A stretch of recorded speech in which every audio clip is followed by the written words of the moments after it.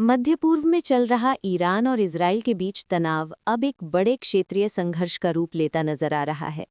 लगातार बढ़ते हमलों और जवाबी कार्रवाई के बीच ये युद्ध अब धीरे धीरे दूसरे देशों को भी अपनी चपेट में लेने लगा है।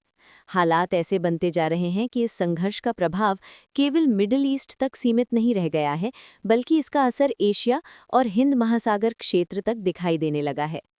ताज़ा घटनाक्रम के अनुसार 4 मार्च को ईरान की ओर से तुर्की की दिशा में एक बैलिस्टिक मिसाइल दागे जाने की खबर सामने आई है।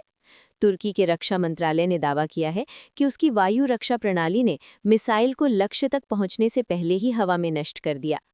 इस घटना के बाद क्षेत्र में तनाव और अधिक बढ़ गया है।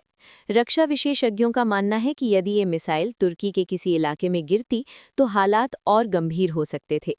इसी बीच सीरिया के उत्तर पूर्वी इलाके काम शिशली में भी एक मिसाइल गिरने की सूचना सामने आई है।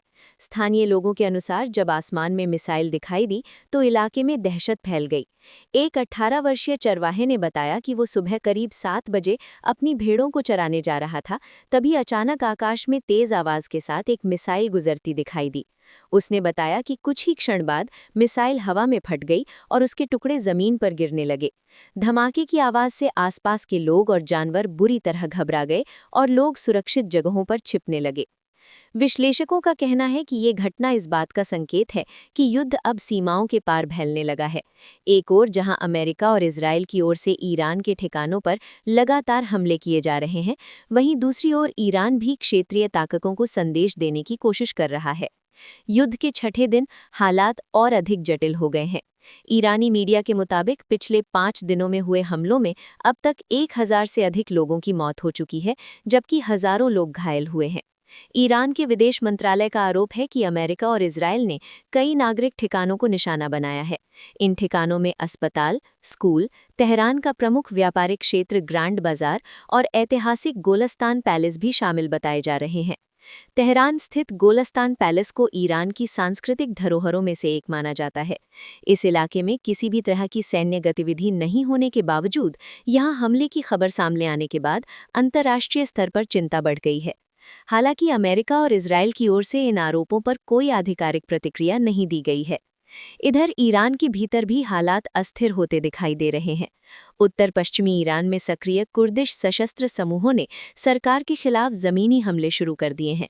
ये घटनाक्रम ईरान के लिए एक और चुनौती बनता नजर आ रहा है, क्योंकि देश पहले ही बाहरी हमलों का सामना कर रहा है। राजनीतिक मोर्चे पर भी ईरान में हलचल तेज हो गई है।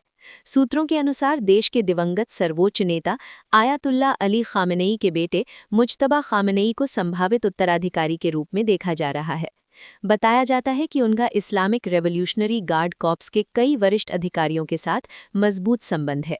यदि आने वाले समय में सत्ता परिवर्तन की स्थिति बनती है तो ईरान की राजनीतिक दिशा में बड़ा बदलाव देखने को मिल सकता है। सैन्य स्तर पर भी संघर्ष लगातार तेज हो रहा है। हिंद महासागर में श्रीलंका के तट के पास एक बड़ा घटनाक्रम सामने आया है। रिपोर्टों के मुताबिक एक अमेरिकी पनडुब्बी ने ईरान के युद्धपोत आरिस देना को टॉर्पीडो हमले में डुबो दिया। इस हमले के बाद समुद्र में बड़े पैमाने पर खोज अभियान चलाया गया, जिसमें 87 शव बरामद किए जाने की जानकारी सामने आई है। इस घटना ने ये स्पष्ट कर दिया है कि अब ये संघर्ष समुद्री क्षेत्रों तक भी फैल चुका है। युद्ध का असर वैश्विक अर्थव्यवस्था पर भी दिखाई देने लगा है। क्षेत्र में तनाव बढ़ने के कारण प्रमुख समुद्री मार्गों पर खतरा बढ़ गया है।